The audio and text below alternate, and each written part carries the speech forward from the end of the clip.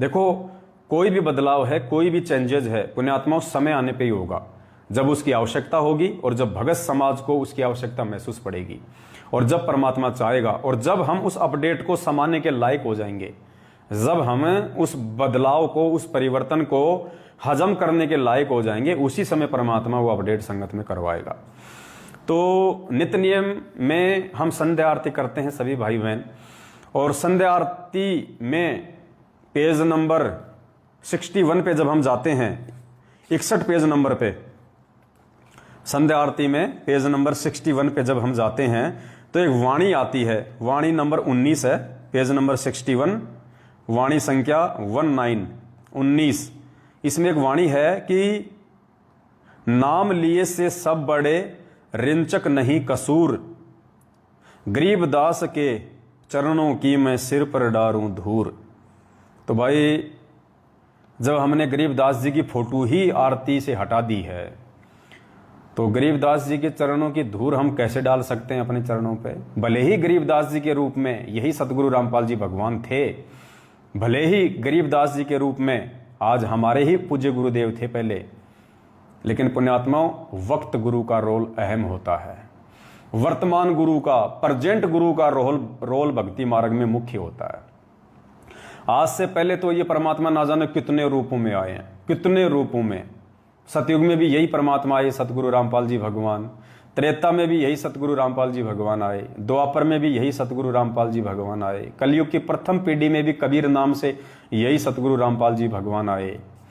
गरीबदास जी के रूप में भी यही सतगुरु रामपाल जी भगवान आए, और आज भी यही भगवान आए। तो हम कितनों को पूजेंगे भाई? कितने रूपों को पूजेंगे? परमात्मा कहते हैं अनंत कोटि अवतार हैं, नो बुद्धि चितवे नास, और खालिक खेल खलक में 6 ऋतु 12 मास।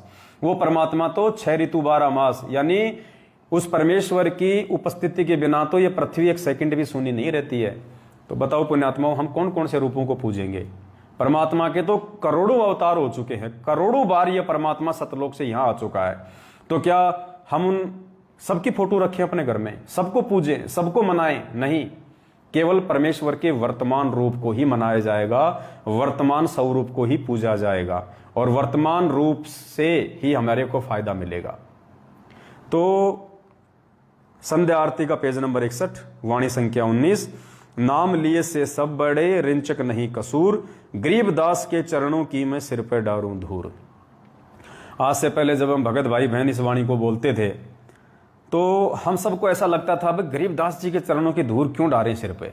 हमारे तो गुरु सतगुरु रामपाल जी भगवान है, उनके तो हम खा जाएं, उनके चरणों की धूल तो हम खा जाएं, सिर पे डालने की तो दूर की बात है। तो हमें थोड़ा सा आत्मा को ये स्वीकार्य नहीं होता था, अटपटा सा लगता था। और जब ये वाणी हम बोलते थे कि गरीबदास जी के चरणों की मैं सिर पे डारूं धूल, तो हमारा ध्यान हमारे पूज्य गुरुदेव जी के चरणों में जाता था, ना कि गरीबदास जी की तरफ जाता था। दास भी जब से नाम लिया है तब से दास को परमात्मा ने सद्बुद्धि दी है। वाणी जरूर दास बोल रहा था, लेकिन ध्यान हमेशा सतगुरु रामपाल जी भगवान के चरणों में जाता था उस समय, ना कि गरीबदास जी के।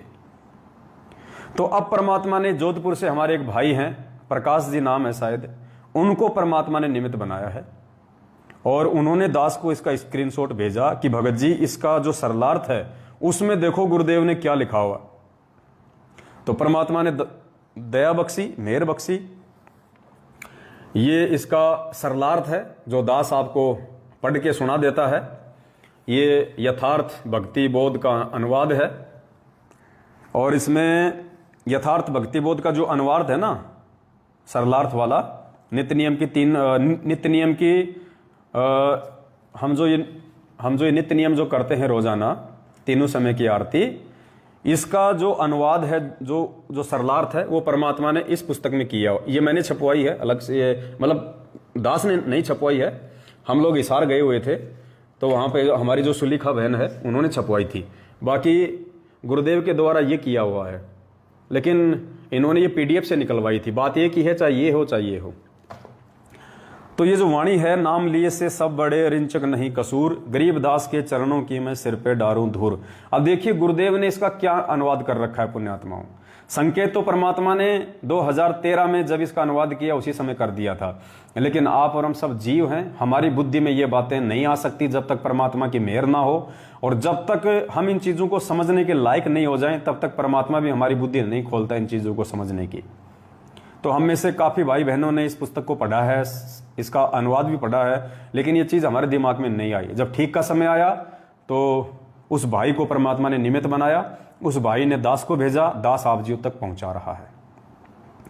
सरलार्थ, यह वाणी संत गरीबदास जी की अपनी नहीं है।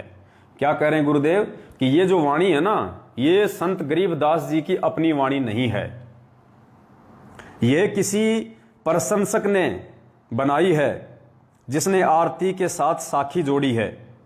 गुरुदेव कह रहे हैं कि ये जो वाणी हम बोलते हैं ना, ये नाम लिए से सब बड़े रिंचक नहीं कसूर, गरीबदास के चरणों की मैं सिर पे डारूं धूर। तो गुरुदेव इसके सरलार्थ में कह रहे हैं कि पुण्यात्माओं, ये जो वाणी है, ये वाणी गरीबदास जी की वाणी नहीं है।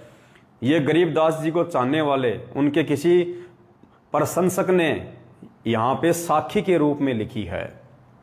फिर भी हमारे लिए संत गरीबदास जी आदरणीय हैं। हम इन्हीं की अमृतवाणी से ज्ञान ग्रहण करते हैं, साधना करते हैं। संत गरीबदास जी का मानव मात्र पर विशेष उपकार है, इसलिए संत गरीबदास जी को बुलाया नहीं जा सकता। जिस महान आत्मा को परमात्मा मिले उनका नाम बोलने से भी पुण्य होता है। ठीक है, बहुत अच्छी बात है। पुण्य था उस समय जब गरीबदास जी महाराज जी थे, और परमात्मा तो सभी का आदर करेंगे, सभी का सम्मान करेंगे, क्योंकि एक वाणी है कि शिष्य पूजे गुरु आपना और गुरु पूजे सब साध, कहे कबीर उन दोनों का मता अपना अपना अगाध। यानी इस वाणी में परमात्मा शिष्य के लिए क्या आदेश दे रहे हैं कि शिष्य पूजे गुरु अपना, शिष्य केवल अपने गुरु को ही पूजेगा, अपने गुरु के चरणों की धूल ही अपने सिर पे डालेगा। और गुरु पूजे सब साध, गुरु सभी साधु संतों की महिमा गाएगा। और कहे कबीर उन दोनों का, किसका? गुरु का और शिष्य का, मता अपना अपना अगाध। तो यहां जो परमात्मा ने लिखा है वो किसी दूसरे भाव से लिखा है, और हमने जो इस वाणी का अनुसरण करना है वो वास्तविक भाव से करना है। तो यह वाणी संत गरीबदास जी की अपनी नहीं है। अब संत गरीबदास जी की अपनी वाणी नहीं है तो फिर हमारे को चेंज करने में कोई शर्म नहीं आनी चाहिए, हमारे को इस वाणी को बदलने में कोई शर्म नहीं आनी चाहिए, क्योंकि गरीबदास जी की खुद की वाणियों को चेंज ना करने का आदेश है। केवल गरीबदास जी की जो वाणियां हैं, जो गरीबदास जी ने जो वाणियां लिखवाई थी, केवल हम उनको चेंज नहीं कर सकते, और जो गरीबदास जी की वाणी नहीं है उसको हम लाख बार चेंज कर दें, 1000 बार हम चेंज कर दें। तो अब हम यहां क्या करेंगे? ये वाणी संत गरीबदास जी की अपनी नहीं है, यह किसी प्रशंसक ने बनाई है। अब ये वाणी बनाई किसने? किसी प्रशंसक ने, गरीबदास जी को चाहने वाले ने। किसके लिए? गरीबदास जी के लिए। तो पुण्यात्माओं, आज हम किसके सबसे बड़े फैन हैं? हम किसके प्रशंसक हैं? हम किसको चाहते हैं? सतगुरु रामपाल जी भगवान को। तो हम नई वाणी क्यों बनाएं? हम इसी वाणी को चेंज कर देंगे। हम इसी वाणी में गरीबदास जी की जगह सतगुरु रामपाल जी भगवान का नाम बोलेंगे। तो वाणी भी चेंज नहीं हुई, हमारे गुरुदेव भी प्रसन्न हो जाएंगे, और ज्ञान आधार से परमात्मा ने जो परीक्षा लेनी चाहिए हम उसमें भी पास हो जाएंगे, और हमारे भाव भी हमारे गुरुदेव के ही चरणों में जाएगा, ना कि गरीबदास जी के चरणों में। तो सभी भाई बहन ध्यान रखें, आज के बाद जब भी हम संध्या आरती करें और हम ये वाणी बोलें कि गरीब नाम लिए से सब बड़े रिंचक नहीं कसूर, सतगुरु रामपाल जी के चरणों की मैं सिर पे डारूं धूर। परमात्मा दया करें, हम सभी भाई बहन एक ही शब्द यूज करें। अब इसमें सभी भाई बहन अपने अपने हिसाब से मत जोड़ लेना कि बंदी छोड़ रामपाल जी के चरणों की मैं सिर पे डारूं धूर, या बंदी छोड़ सतगुरु रामपाल जी भगवान के चरणों की सिर पे डारूं धूर, या परमेश्वर सतगुरु रामपाल जी के चरणों की सिर पे डारूं धूर। नहीं, जो परमात्मा इस कुत्ते को निमित्त बना के आप जीव तक मैसेज पहुंचा रहे हैं वही शब्द हम यूज करेंगे। तो जब भी हम कहीं इकट्ठे होकर आरती करेंगे, साथ संगति में या आने वाले समय में आश्रम में, तो एक ही वाणी सबके मुख से निकले, एक ही नाम सबके मुख से निकले। तो हमने यहाँ पे जो लिखा हुआ है, गरीबदास के चरणों की मैं सिर पे डारूं धूर, तो हम यहाँ पे अपने गुरुदेव के नाम के आगे दास शब्द तो यूज कर नहीं सकते, क्योंकि हमें पता चल गया कि दास की तो खाली भूमिका कर रहे हो, दास के गुण समझाने के लिए कि दास में क्या गुण होते हैं, भगत में क्या गुण होते हैं। तो ये तो परमात्मा है। तो हम क्या बोलेंगे, गरीब नाम लिए से सब बड़े, रिंचक नहीं कसूर, सतगुरु रामपाल जी के चरणों की मैं सिर पे डारूं धूर। आज के बाद हम सभी भाई बहनों ने इस प्रकार से बोलना है। ये किसी के ऊपर दबाव नहीं है, कोई प्रेशर नहीं है। कोई ना बोलना चाहे तो ना बोलें, बोलना चाहे तो बहुत अच्छी बात है ज्ञान आधार से, और बोले तो इतनी हमारी जरूर प्रार्थना है कि सतगुरु रामपाल जी नाम ही बोलें। सतगुरु रामपाल जी के चरणों की मैं सिर पे डारूं धूर।